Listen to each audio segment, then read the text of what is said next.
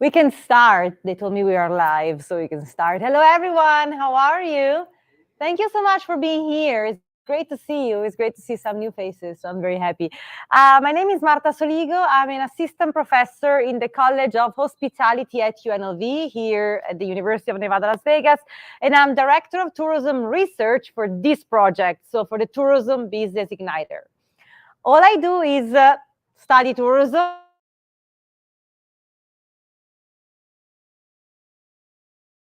societies, I'm sorry. I'm a sociologist of tourism, of course. So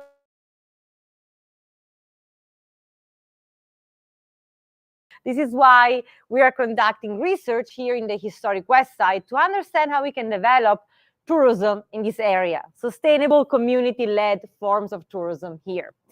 Today, we're going to talk about one of my favorite topics, which is film-induced tourism. In 2013, I was lucky enough to be invited by UCLA as a visiting scholar in Los Angeles. So I conducted research on film tourism in LA.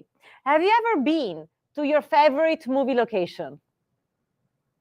Like the set? Yeah, like, did you travel to your favorite movie location?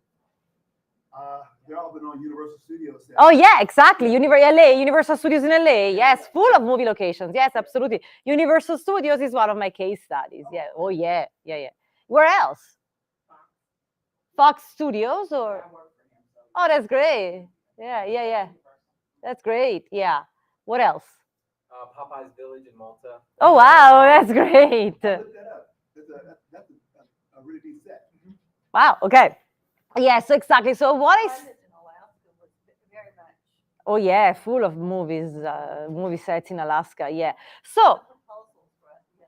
Yeah. I was on the set of the Mexican here in Vegas. Oh wow! See. How many people go to all the times go to the Caesar's Palace for The Hangover, right? So pretty big. So the idea is that film tourism is a pretty interesting phenomenon. And that said, I don't want today's class to just be a class on tourism and films. It's going to be, but also use it to be creative in your own field. So why am I teaching this class? Not only to tell you what is film tourism, but also to help you think, okay, I have this business. How can I be creative like the film tourism people with my own business? So, and I'll tell you a little bit more later. So first of all, what is film-induced tourism? So film-induced tourism is the idea that movies and TV series are optimal tools to promote the locations where they are filmed. For example, the Notting Hill bookshop is very popular. Notting Hill, the neighborhood in London after the movie Notting Hill with Julia Roberts, right, and Hugh Grant. Actually, this bookstore does not really exist. There is another bookstore that inspired the place, but it doesn't exist. But still, that neighborhood became really famous after the movie with the same name. Same thing, this is a Lord of the Rings locations map. Do you know where it's located? Is it fictitious? Where are the locations of the Lord? Where was the Lord of the Rings filmed? In Center Earth or something? New Zealand. Oh. Same thing. New Zealand. So New Zealand, you have no, this is, yes, we can try to. So the idea is New Zealand, okay, was popular, but became super popular with the Lord of the Rings, to the point that we have a bunch of film tourism experts from New Zealand now because the Lord of the Rings did that. And that is Rome, of course, Roman holiday. Rome, as you probably know, I'm from Italy. And Rome, still today, I don't know how old is Roman holiday, but probably more than 50, 60-year-old for sure. And if you go to Rome today, you still see all the souvenir shops selling the souvenirs of Roman holiday, like the t-shirts and so on. So movies are really important tools to promote the destinations where they are filmed. That said, tell me, what is product placement? What is product placement? Yes. Is it when they have like a certain brand, like advertise, like having like certain shoe. Exactly. Or something like that. Exactly. And it's So into the scene to make it look like it's part of the scene, but it's so prominent, you know, that it's exactly. Yeah. So every computer that I see lately is all Apple. Yeah, Skittles. exactly. Apple, Coke, right? So is brands paying the movie production, the actresses and actors to wear something? Okay, Ralph Lauren and Ray-Ban in The Wolf of Wall Street. Okay, how much do you think they paid Ray-Ban and what? I forgot. Leonardo DiCaprio. Leonardo DiCaprio. What's the other brand? Ralph Lauren and Ray-Ban. How much did they pay to be on Leonardo DiCaprio's? $5,000. No. I think more. 10 million. 10 million. 10 million. I don't know, but Million. not like not that it's not that little. Like I think they paid a lot. Like hundreds of Ks. Probably yes. To be on, to be featured in a film, in a very popular movie, you pay a lot, or TV series, you pay a lot. Yes. It's crazy with this case because it's like not only is the advertising in the movie, but like when the movie does the like TV ads and stuff like that, they're getting like that those Ray-Bans are showing up over and over again. So it's We're like gonna an go- insane amount of. We're gonna go to that exactly. That's exactly the point. We're gonna play it. You know, kids movies, they go all in on marketing. Like Oh yeah, it's crazy. Yeah. Absolutely. It's great. Like it's all about that now. So it's product placement is everywhere. Now I'm showing you a picture from The Talented Mr. Ripley, movie with Matt Damon. It was filmed in Ischia, in the beautiful island of Ischia in Italy, but I could have used any other kind of pictures when we film tourism. You see Matt Damon is in Ischia. It's a beautiful castle in the background, the beautiful castle of Ischia, super beautiful Italian town, very beautiful. Okay, so when it comes to film tourism, we talk about location placement rather than product placement. My question is, how much did the city of Ischia pay the production of the Talented Mr. Ripley to be in Ischia? How much did the city of Las Vegas pay the Hangover production to be in Las Vegas? How much? $1.3 million. 5 million? No, Zero. zero. Oh, wow. I mean, zero. They should be paying Vegas. Exactly. So it's zero. I mean, do you know how many films do you think that the city of Los Angeles pays for every movie filmed in Hollywood? Absolutely not. Absolutely. There are some rare late occasions lately where states are paying, we're going to go through to that, tax credit to film there. There are some, but there is no comparison between the percentage of non-paying locations, right? How much do you think the city of Rome paid for a Roman holiday? Nothing, right? Which means that film tourism is free advertising for a destination. So let's think of a movie in the historic West Side. That will be free advertising, yes. So even if it's a private restaurant, boutique, they get nothing? That's Or different. That is a different. There are so many different categories. In some cases, it's product placement. So I don't know. I'm thinking of a big hotel pays the movie production, come here, right? And I pay you as product placement. But sometimes it's not. Sometimes it's not. Private is a little bit different, but usually when it comes to cities, yes, it's free. It's free. But sometimes there are agreements where the private say, okay, come to my hotel and or the restaurant, yes. No, I agree with it. Yeah. When you think about the movie Popeye being shot in Malta, I wonder if there was any money exchange for that, you know? It's possible. There are some Italian wealthy regions in the north who now pay you movie production to go. It's very rare though. It's very, very rare. So not only is free advertising, but think to what Elias was saying. Think that the island of Ischia, the beautiful island of Ischia, says, okay, I want to advertise tourism in the United States. I'm going to buy a bunch of billboards. So do you know, I work at Economies, so every time I drive by the airport, I see the billboards, visit Amsterdam, right? So they say to pay a bunch of money to purchase a billboard that will be displayed for 1 month in Las Vegas. Or a TV ad.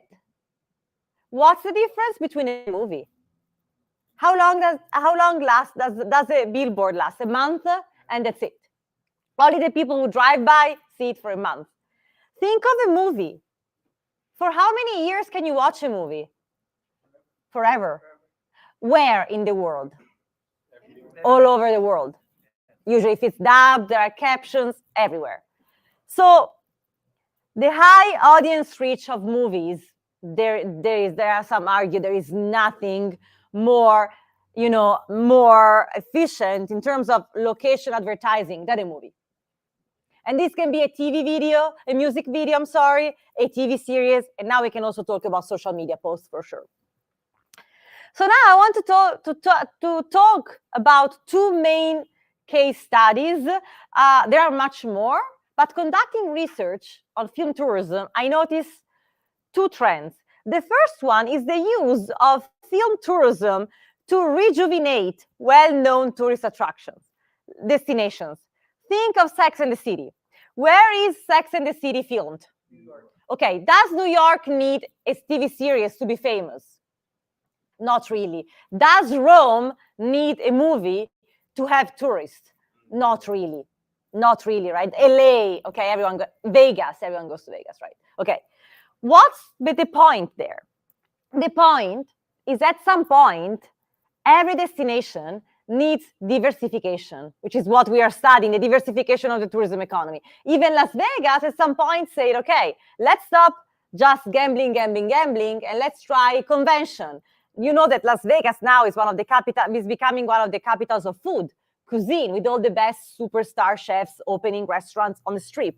Nightclubs, right? The best DJs are coming to Vegas. So diversification of the destination. So New York, Rome, well-known destinations say, why don't we diversify our offer through film tourism? I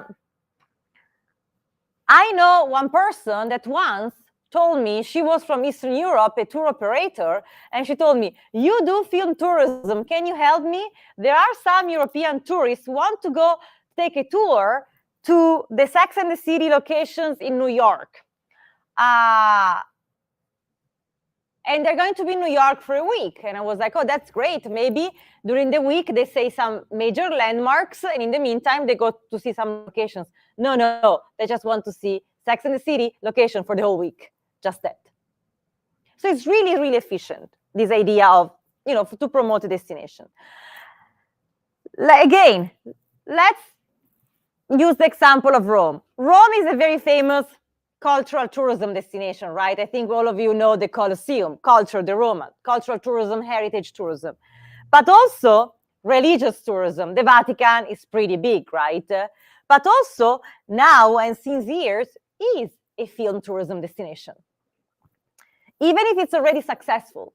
So that is very, very important. Film tourism is becoming a strong tool for diversification. Now, let's see the second example, another example, which is exactly the opposite. So it's film tourism in, what's going on here? Okay, film tourism in lesser known destinations. For example, it happens that some destinations, some cities, some small town, they don't have anything special. They host a movie set, and the day after, overnight, they are full of tourists, which is super interesting. Also because sometimes we're not talking about super beautiful destinations. We're just talking about sometimes a square or a street or a house. The house where the series Breaking Bad was filmed in New Mexico, they have tourists all the time, just to see the house, a normal house like yours. So think of your house being featured in a movie the day after, tourists, right? So that's very interesting because it's a very interesting example. to the point that sometimes locations cannot even manage those many tourists because they weren't expecting them. And now I'm telling you one thing, there is no magic formula, meaning that sometimes I see destination working super hard to get some kind of movies there. They work super hard. Okay, so we are just hosted the James Bond movie. In Italy, they host James Bond movies all the time. We just hosted James Bond movie. And we really want, so we are planning, okay? We are planning ahead. We know we're going to have the James Bond movie filming. It's going to be released in a year. And we start promoting the campaign. And then it doesn't get popular. People don't care. For some weird reason, people don't care and nothing happens. It happens. Sometimes destinations, I don't know, I like a piece of street, small piece of street, host a famous scene from a TV series. The day after is full of people who want to take a picture there. So it's really unpredictable, okay? And as always, as I always say in these courses, I don't have the answer. Sometimes I have destinations calling me and say, hey, we want to host a movie. Tell us, how can we have billions of tourists overnight? I'm like, I'm sorry, you have the wrong person. I cannot read the future. I'm sorry. I'm a researcher and I don't have all that power, right? It's up to you. It's a series of, it's a little bit unpredictable. This, for example, is Lecco.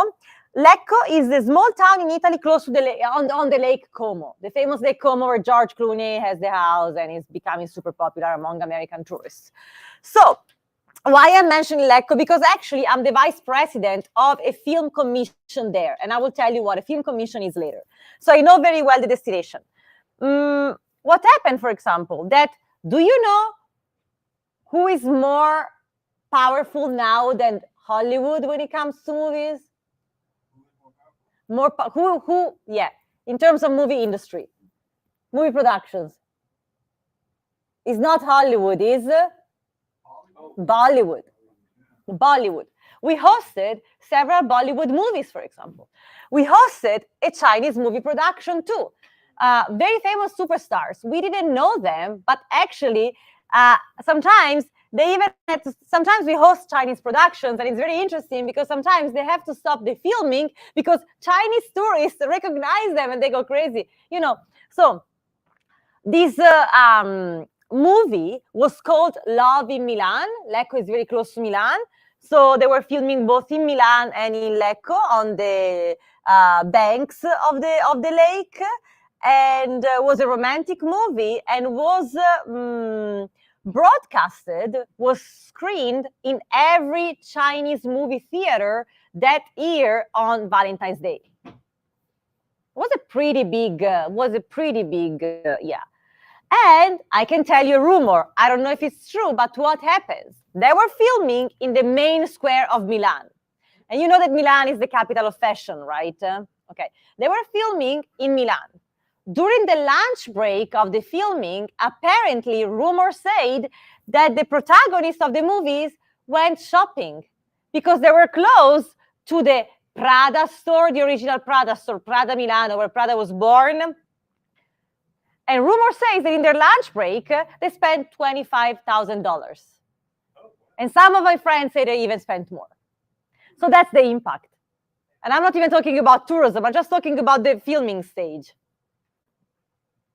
So also, another thing that we can think of, and I'm going to talk about it later, hotel hosting movie production is a very good business. So beyond film tourists, also the movie productions are big source of revenues because they move a lot of people, big movies production. So talking about, yes. Sorry, I just had a question about the Chinese movie versus the James Bond movie.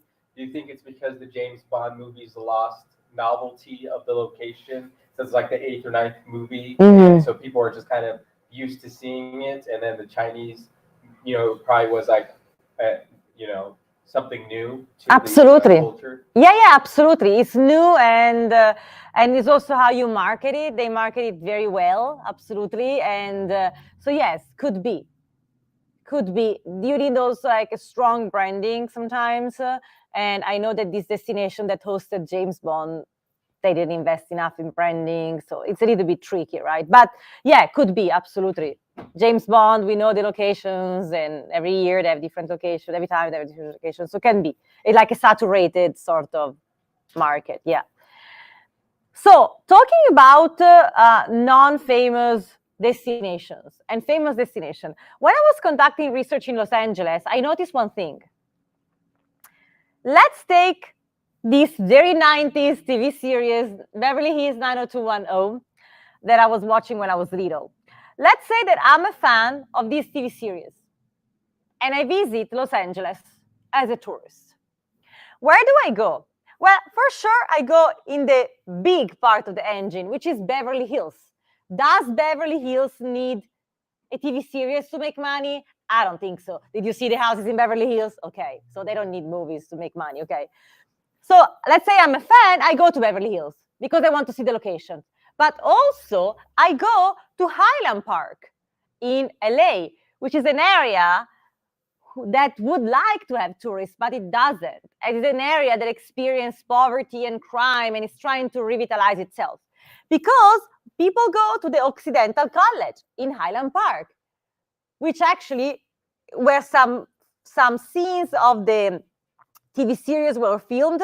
And guess what? You know why it's becoming super popular now, Occidental College? You know who studied there? Barack Obama. Barack Obama studied there for, I think, a year. So now they're all branding around Barack Obama. But, you know, so you go, if you're a super fan of this TV series, you go to the Occidental College. And guess what? Maybe this is what I always say. Film tourists is not that they come all the way, for example, from Italy, and they say, oh, cool, I saw the location, now I go back home. They stop. They sleep in the area. Maybe they eat a sandwich in the local store, right? They drink coffee in the local coffee shop. So, and here we are talking about areas that need tourism. Also, the famous house of two of the protagonists is in Altadena. So it's not in Beverly Hills, it's fake. And everyone takes pictures there. So when I wanted to see this house, I went to Altadena on purpose. I will never have gone to Altadena. I mean, it's a very nice city, but it was on my tourist list, right? But I went there. And maybe I got gas there or I bought a coffee there. So it's interesting how you see the engine, right? Which I define as a system, the tourism system, right? That you always hear me say. It's fundamental, right? Because you have this connection between dots. Strong dots, such as Beverly Hills, and weaker dots that can become a destination. So film tourism has also this opportunity. Now, let's talk a little bit about film-induced tourism and sustainability, which is an issue because film-induced tourism is very good, but can also be a challenge. For example, look at the movie The Beach by Leonardo DiCaprio. What happened? When they filmed the beach in this island, beautiful island in Thailand, they destroyed the beach. The set. Okay. To build the set, they damaged it. But then all the tourists went to the beach to the point that they have to close it. So now it's not accessible for tourists or for locals. So being a local cannot go to the beach. There is a very interesting video, we don't have time today, that shows that, right? So film tourism is very good, can also be very bad. Movie productions that destroyed animal species, plant species, was very bad. And then they have a big over-tourism problem that was unsustainable. Too many tourism in this small island. And there were some people say, there are so many islands around here that are exactly the same, but everyone just wants to come here. Because the movie was filmed there. Now, let's talk about another famous example. Do you know this movie? The Joker. And this is what happened when the movie was released. A bunch of people stopping at the Joker stairs to take pictures, dress up like him. So what happened is this. Joker stairs and the problem with meme tourism. That was a place that people in the Bronx used to commute. And think how fun being late at work because a bunch of tourists are taking selfies. Dress up like a Joker and dancing. Fun, right? You love them. You say, I love you, tourist, right? That's annoying. That's pretty, like, you know what I mean? Where your boss yells at you because you arrive late. What? They're gonna be late for work. Exactly. Yeah. You tell them I met jokers on the stairs, of course. Yeah. Right. So look at this tweet, for example, when it was called Twitter. It's really called the Joker Stairs on Google now. I just searched it. Look, there is the Joker Stair on Google. Please, if you're reading this or you're not from around here or haven't been to the Bronx, Yankee Stadium does not count. Please do not come here. Thanks, Bronx resident. So there are so many people, and look what they say, right? For Joker enthusiasts, it's a fun photo. For Bronx residents, it's disrespectful. Simply put, the Bronx isn't a movie set. It's a real place where people live. It belongs to someone else's commute. So if everyone goes there, all the tourists go there on those stairs, it's an issue for the local community, right? It's a really, really an issue. And unfortunately, as I explained in the past classes, over-tourism, it's a problem. I come from Italy, and people cannot live anymore in Venice and Florence. They are desperate. Like, they don't breathe. It's impossible. Like, everyone, as we said last time, everyone is renting the houses for Airbnb. Everyone is leaving. All the residents are leaving. The prices are going super up, right? Yes. So I have like a little idea of an example of would be over tourism based off of like filming stuff. So let's say if it was a bus stop around here that was put in a movie, and then everybody start crowding up the bus stop, and then nobody be able to use that for commute. Absolutely. That would be a big problem. And it happens all the time. So yes, Joe? But the question though is, there's in many cases trade-offs. To where, Of course, as always. Exactly. The As always. locals may not be a fan of the crowd rush, but the local businesses might love the influx of tourist dollars. And that's, And yeah. there's always that awful trade-off. How do they think about that? How do they navigate that? Or like, so let's say, the area around, or just any area that you could think of where they've struck a good balance between the tourism dollars brought in. Where's an area where they might have struck a balance between the tourism dollars brought in and the disruption brought to the locals there, who may not necessarily be directly financial beneficiaries, but maybe indirectly benefit from it. There are some regions, for example, in northern Italy, in the Alps, who work very well with that. They are really, really very good, and they work very well with that. It's not easy, though. It requires balance and require money. So a strong support and a strong public support and a strong film commission. And we're going to talk in a second about film commission, yes. The issue is always the risk for gentrification, as we always say, right? And that's a risk. That's the risk. So you need to find the balance. And I always say you need to find collaboration among stakeholders. Right. And if you have a strong film commission, as we will see in a second, that might help. Yeah, and I'll get to that in a second. By the way, I know a group of people who meet every Wednesday to talk about these issues in the West Side. I heard they're really nice. Okay, so what can be done when it comes to film-induced tourism, which is very good, as we saw, but can also be very bad. So what can we do, right? So it's cool to be featured in a movie. Also try to understand that people are very happy when they're featured in a movie, right? People are very happy. People are, they're thankful. They think, wow, our destination, our community is part of a movie. So we're cool. It's cool. It's fun. So people are always happy, are usually happy. But it's not always easy. Those dynamics are a little bit tricky. So here, first of all, I want to share with you my favorite quote ever. Are you ready? You ready? It is unlikely that tourism itself is bad. It is simply badly planned and managed. Okay? Because tourism itself is not bad, do we agree? It's just an activity, an action, people traveling. It can also be extremely good. Tourism can be a tool for peace.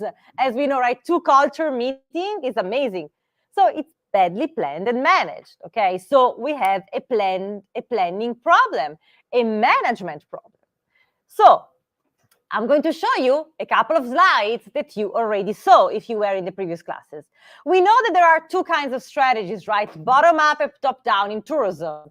Bottom up is more an imposition, when someone from outside say, hey, community, good luck with that. We're going to have for a month a movie production, and I'm talking about personal experience.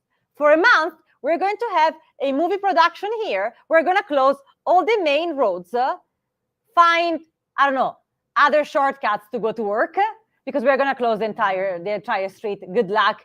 Don't worry. At some point, we will have some economic, some revenue from that movie. And usually people get mad. Usually, top down are those strategies that help with the, they start with the community. So the community getting together and deciding from itself. As we say more than once, it's really rare to have communities who are able to manage and sustain themselves by themselves. So it's important, if we find politicians who want to support the community, to really support the community and make the interest of the community. And it's important if we find external investors who want to invest in the community to really be interested in keeping the money circulating inside the community rather than outside. So that said, there is this, finally I'm talking about it, there is the role of film commissions and film offices, which are very important. Do you know what a film commission or a film office is? Okay, yeah, usually people don't know what film offices are, or film commission. For example, there is the Nevada Film Office here, the state of Nevada. So a film commission is usually a non-profit organization, usually public. So for example, in Nevada is the Office of Economic Development, taking care of that, usually in cities are part of the city. So usually we are talking about non-profit, publicly managed offices. And the goal is to support movie productions who want to film, in a destination. For example, do you think it was easy to have a Chinese crew that didn't speak Italian, who told us, we want to close an entire square for 2 days? Do you think they knew where to go, what office of the city hall? Do they have to go to the police to ask for a permission, for a permit? Where do you go, right? And we say, we got it. We got it. Just tell us in English what you want. And we know that from Monday at noon to 4 p.m., we have to request to go to the city and make all the documents for you. Also, the Film Commission helps you. This is something I was really big. As I told you, I'm the vice president of an Italian film commission, and I was really, really big. A filmmaker wanted to come, calls us and say, hi, I'm a filmmaker from London. I want to come and film in your destination.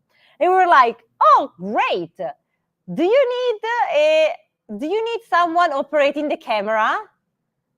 Do you have someone in your crew? Because we have a very good ones locally, so maybe you don't need to bring yours. We have a very good one called Suriel, who can do that for you. Especially with young people, we always try to say, hey, do you really need a screenwriter? Because we have someone who's really talented. Why don't you hire them from us, right? And especially, I had a strong focus on young people. As I told you, Lecco, the place where our film commission is a small town, nothing big. We're all volunteers in non-profit. But my goal was, for example, to say, we had a bunch of students who went to the film school in Milan, because Milan, is big. So we have a bunch of people living in young people. So we were trying to, hey, do you need an intern? So we had a bunch of people, at least sitting close to very famous directors, just looking at them and helping them was great. So I always, my focus was, and as you can imagine, my role there was more oriented toward tourism. So I always thought, okay, what can we do in terms of tourism? Okay, and I can tell you what I did in a second. And this can help a lot in our questions, for example, on gentrification, so film commissions are local agencies, so we know what our destination wants. If you come to me, if you're in movie production and you come to me, I know Lecco much more than the movie production, right? Or someone want to invest, we'll see, right? And also we develop tours, for example. We develop tours of the destination of the movie locations. So as I told you, it's really interesting how the film office, film commission can be a bridge between institutions, movie industry and filmmakers, and the local community. So in fact, we also got a bunch of complaints because when we were closing the streets for filming, they were yelling at us. Fun. Well, but it's okay. It was our job. That is fun because there are two kinds of residents. One, the residents who complain, oh, this movie is closing all the streets, there is traffic, I don't know where to go. Or the residents who say, we love it. Who cares if they close, if I arrive late to work? It's amazing. We have like this super famous like movie production. It's very interesting also for the community to have maybe very well-known artists to be there or filmmakers, right? So it's very interesting. Another thing the film commission do is tax credit. And here we are talking more about the state level. Did you notice that everyone is filming in Georgia lately? The Walking Dead and everything, or in New Mexico? Why? Because Georgia's locations are better than LA?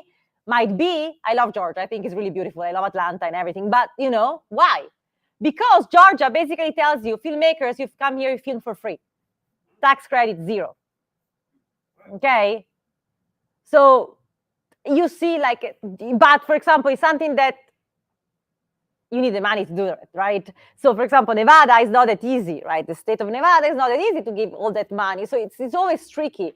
I had a bunch of, one of the first things I did when I came to LA, I was talking with filmmakers in LA and tried to convince them to come and film in Lecco, in my location. And the first question was like, how much are you paying me? And I was like, pasta. I can buy pasta for you, cappuccino and pasta, right? I mean, so that's kind of tricky. But it happens all the times. Okay, so that's interesting. But it's something that the community, that the film commission can do, and they have the power to do.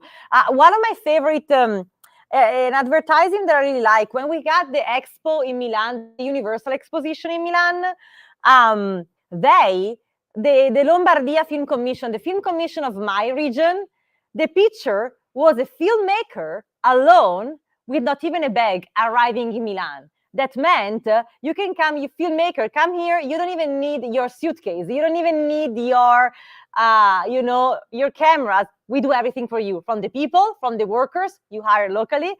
So you can rent the equipment to a local company. So that was our goal. Another thing that we do is that, as I told you, we are in the beautiful Lake Como. So someone calls us and say, hey, I need to shoot in a Renaissance-style villa on the lake. We have a database of locations, private and public, that are okay with using their location to be filmed. Some of them you have to pay, right? And I'm sorry to tell you that usually it's not only about beautiful locations. Sometimes locations are really ugly. So they ask us for horror movies. Do you have a very ugly and sad parking lot and creepy parking garage? So film tourism doesn't happen all in beautiful destinations, right? But still, that parking garage can become overnight a crazy tourism destination, an ugly parking garage. Or a hospital. So a bunch of people want to film in hospital, think of all the movies, right?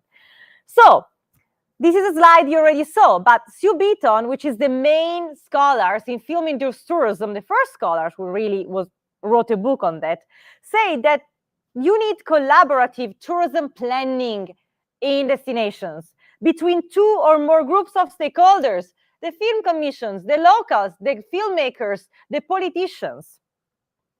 And there is an agreement that must be inclusive of all relevant parties and interest groups, which is the basis of community planning. So everyone needs to be at the table. I can tell you, sometimes no one was coming, and sometimes we have the room full.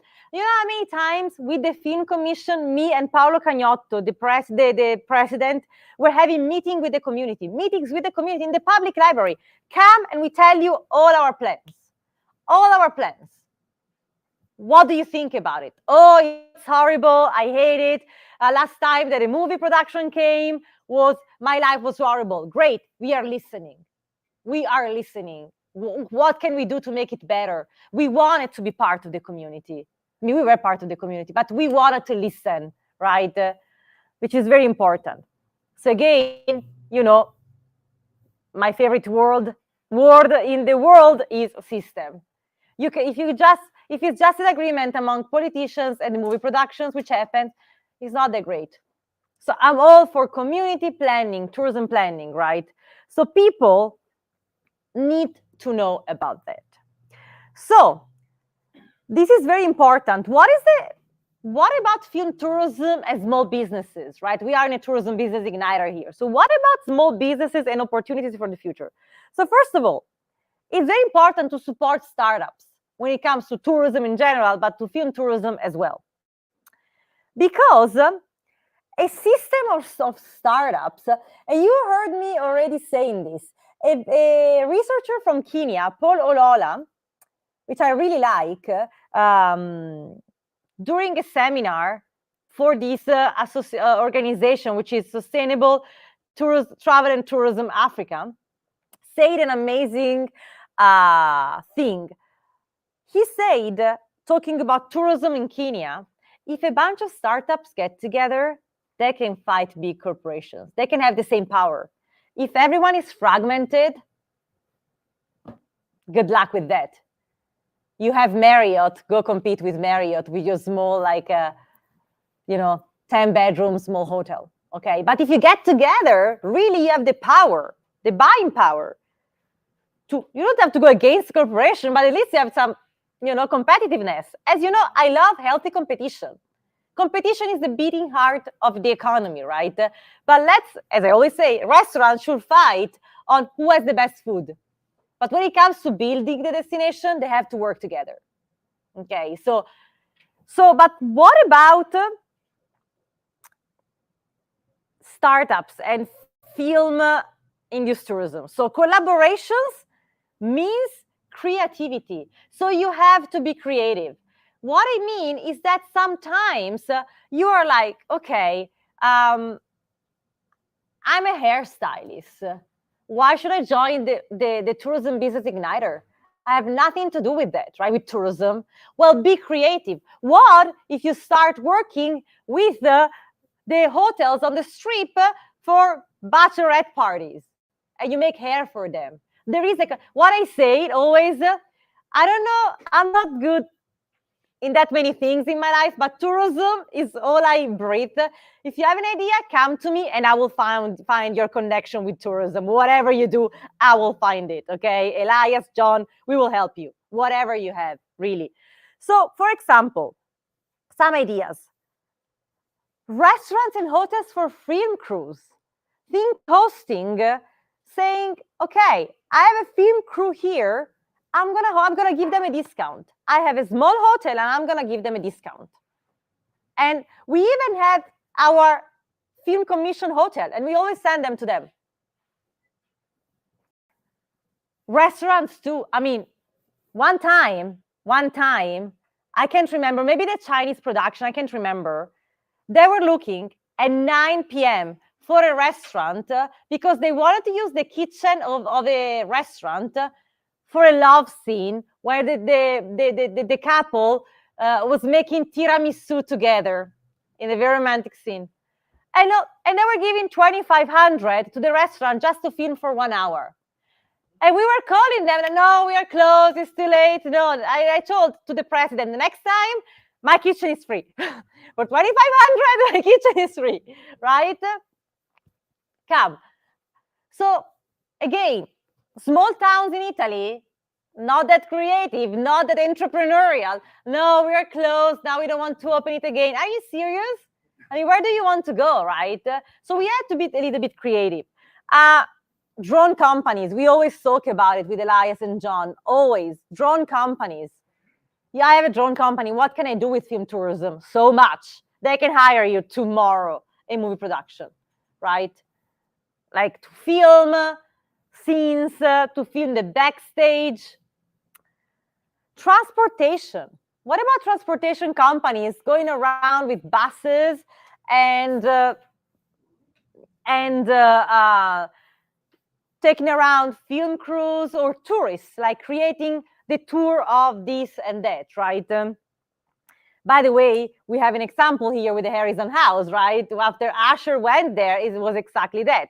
There is a study by the University of Rome that for every euro or dollar invested in a movie production, you have return on the destination in terms of tourism of $3.50. Every euro or every dollar invested in a movie production, you have a return on the destination of 3.5. Not always, but this is the study they did. So to conclude, I'll just give you an example of what I did with my film commission, what we did with my film commission. But again, use it to try to understand your niche. I hope you understand that film tourism is just an example. Think, how can you be creative in your own area for tourism? Because everyone can really have their own niche. And if you want, one of the next classes can be on niche tourism. We can talk about it if you're interested. Niche tourism is a very strong phenomenon right now. So let's see what I did. So first of all, as I told you, dialogue with the community, constantly talking with the community. In Lecco, we were having in the city hall, in the libraries, there was a movie festivals, we were going. Not only dialogue with the community, but also showcasing our small businesses and our young filmmakers. Sometimes they were doing like a project for schools, our film students. It's okay, you can show it to the audience, right? This short project that you have. So constant dialogue with the community. We were having these meetings and we were just saying, what did we do? Because we wanted the feedback, right? So we are not here just to say, oh, we are a film commission. What did we do? This month we did this, and that. Then, dialogue with institutions. Do I have to be honest? Do you know how many times we were having dialogues in front of the press? Presentations in front of the press, right, for the community, and we were inviting local politicians. And the local politicians were like, oh, what you're doing with the film commission is amazing. And I commit here in front of the press to give you funding for the film commission. Beautiful pictures, beautiful articles in the newspaper. The day after, we were going, okay, where is our money? Oh, no, there was a misunderstanding. Oh, no, you did not understand. I was like, should I call the same journalists and the same photographers to say what you say right now, right? So yes, it happened. But we tried to work, so we had several promises that were not matched. But at least there was a constant dialogue with politicians and institutions, okay? Some of them, they were very good. Also, unfortunately, it was like the 10 years right after the 2008 recession. So really like Italian public money as everywhere. Good luck with that. But we were trying, right? Focus on tourism. While the main goal of the Film Commission is to host movie sets, well, I had a strong focus on tourism. We created apps. You were going in front of the locations and it was telling you this where the scene was filmed. And we were having, tourism, promotion. Also, one of my goals was to promote in the United States these locations, for example, for tourism. International production, as I told you, hosting Bollywood, Hollywood, Chinese productions really helped. Really helped because you have this international image. Focus on young generations. As I told you, we super care about our young professionals. You can just bring yourself, filmmaker. We give you all the workforce, the young workforce, local workforce. This is what we can give you, right? Or interns. Don't bring your interns. We give you ours from the destination. Agreements with local businesses during the filming. So we spoke with restaurants. As I told you, we spoke with hotels. We spoke with, all the politicians and the people involved. So we were like the bridge between the movie production and the businesses and the community. creating systems with other destinations. We are a small town on the Lake Como. We are not that strong. So we always try to be in communication with the Milan office, with other small towns around my region, Lombardy, to try to connect. It's not hard. Collaboration, as we know, good luck with that, but it's very important. Okay, so this is something we did. So try to connect with other destinations. In fact, as I told you, the Chinese production filmed both in Milan and in Lecco. Festival and events participation. Okay, so we were trying, all of us, during festival seasons, to travel with our filmmakers. And tell people, you know, I heard there is a movie festival in LA. Please send your movie there. It can be helpful. So we really were always there, like, so. And as you understand, as you understood, I love to talk, right? You understood it. So my filmmaker's friend who didn't like to talk, they said, you come with us during the screening because they have to do the Q&A and the introduction. So you talk for us. You introduce the movie. And my introduction, when I was touring the libraries, the festivals, during the introduction, it was our movies have two protagonists. The first one are the actors and actresses. The second one are the locations.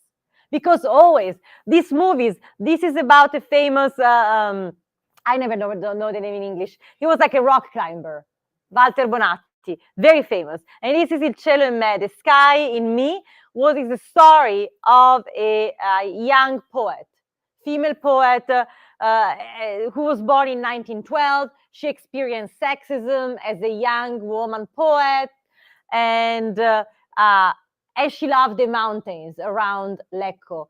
And the movies is strongly focused on the mountain. So the idea that the locations are a protagonist too. And finally, this was very interesting. As I told you, I was touring to the film with the filmmakers. So what I did in 2018, I decided, since I was a volunteer, the event coordinator of the Italian Cultural Center in Las Vegas, I said, you know what?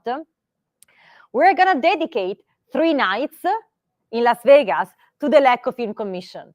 So between November 2018 and January 2019, I asked my young filmmaker the big effort, and they did that, to caption in English their movies.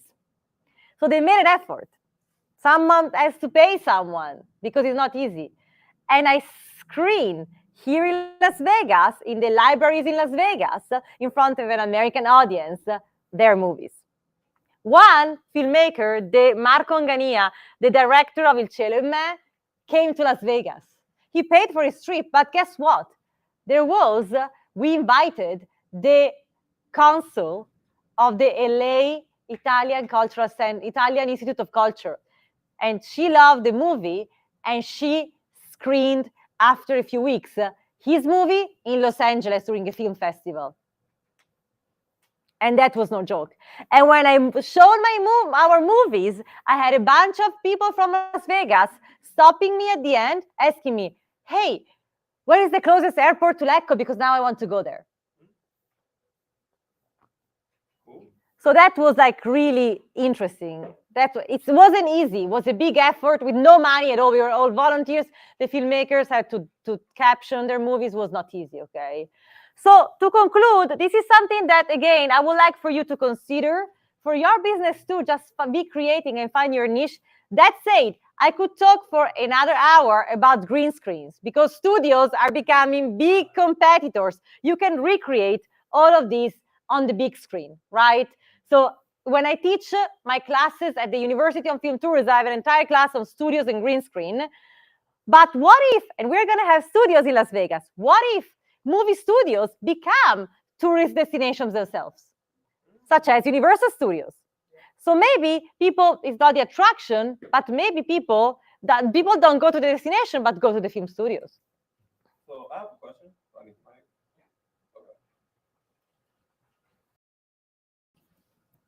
So while we're on the topic of green screens, so let's say if movie production team, they want to film, let's say in Greece, somewhere in Greece, and they don't really want to pick up and actually go there physically, and they use the green screen to kind of give it that imagery. Does that count as location placement if they're not That physically could be going there? location. It depends. Will that I don't know. Is they get unpredictability. So let's say that they do that at Fox, at the Universal Studios. Okay, do tour. So let's go back to let's say Leonardo DiCaprio, which I used before, right? I'm a super fan of Leonardo DiCaprio. Okay, and he's filming Greece. Would I go to Universal Studios where Leonardo DiCaprio was because I love him and I want to go there?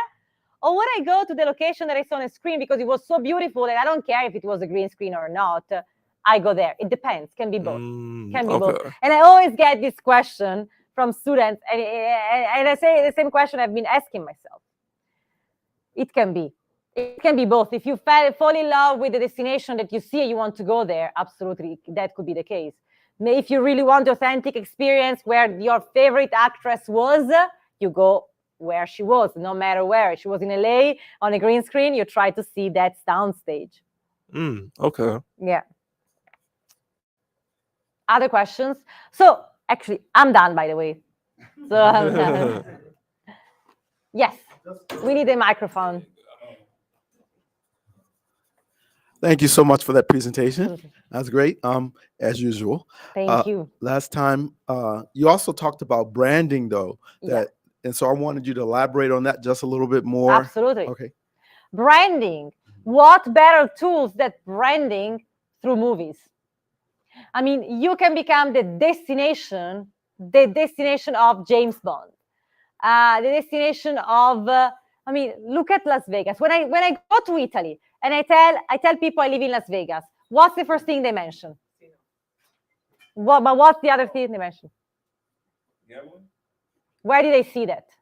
Movies. What movie? The Strip? There's been so many movies. The Hangover. The Hangover. Okay. What was it? Casino. Yeah. So Las Vegas became the city of The Hangover. So branding, so there is no better strategy than branding, than movies for tourism branding, because you become the label, that label, you have it, you know. So I really think it's fundamental, yes. So as always, as I say, and Elias and John already heard me say that today, this morning, branding of the destination is key. Like, you need a solid brand, and if you decide that you are the destination of James Bond, go for it. Go for it. And I know a bunch of cities in Italy that became like that. And it's funny because some places, I mean, it's not Manhattan Beach. I think it's already Redondo Beach. I don't know. I can't remember.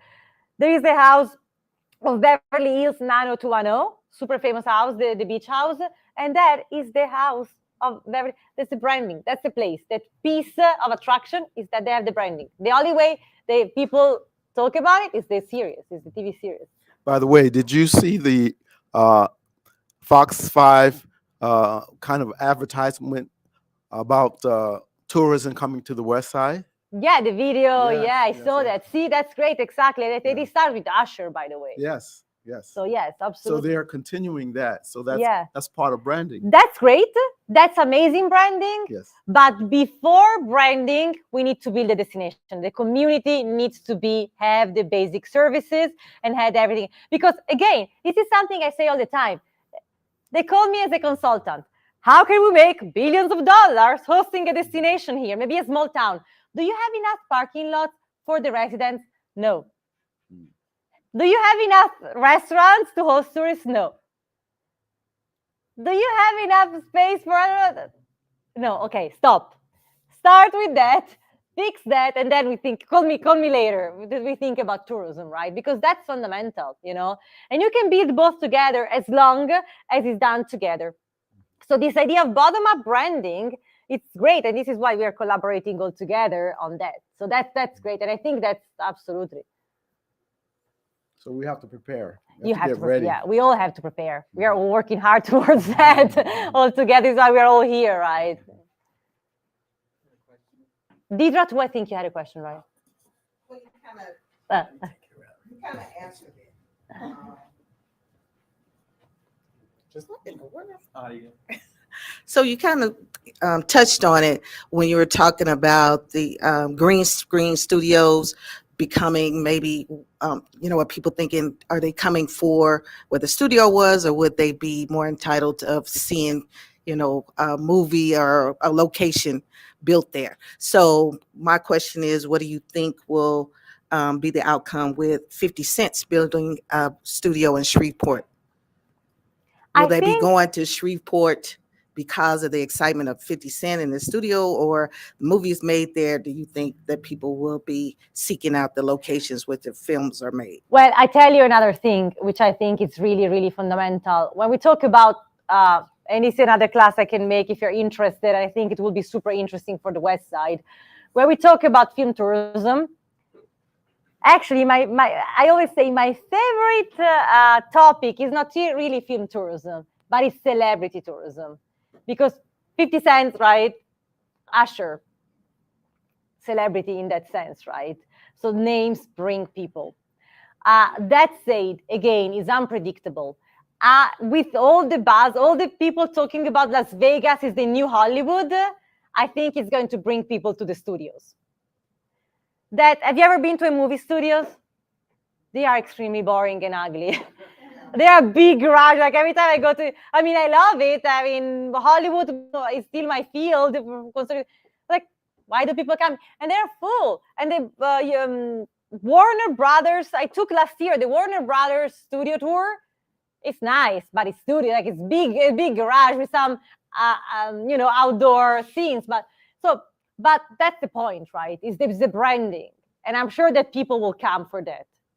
It's important, though, that, you know that Ocean's 11 is entirely filmed in LA. It's not filmed in Vegas, Ocean's 11. So it will be nice if they stop a little bit the use of green screen, also because, as we saw, the film crew itself brings revenue. Restaurants, local hotels. So yes. So I'm sorry, as always, I don't have answers for these questions because as always, but I think it could be really a potential. Yeah, we'll see. What about TV shows? I guess TV shows falls into this category, but what about even like social media videos? Social media, yeah, absolutely. I've seen a lot of social media videos that are more like maybe excursionist in nature because it would be, video content promoting like an experience or a restaurant within a city. Foodies. Yeah. But generally the audience, from my understanding, is like other residents, unless if it's, I guess there's some unique cases where it's really tourism, but I guess, have you seen anybody that has been like wildly successful with TikTok and a tourist destination example?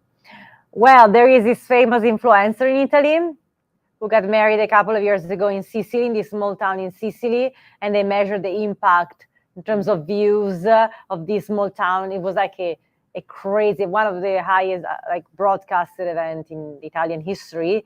And they measure a crazy impact just because she got married in this small town in Sicily and everyone went there after. So it happens all the time. It's celebrity culture. But, I've been conducting interviews in the West Side, right? And some of you have been interviewed by me and Clay T. And you know how many people told us if only Usher will come and eat in one of our restaurants and take a video.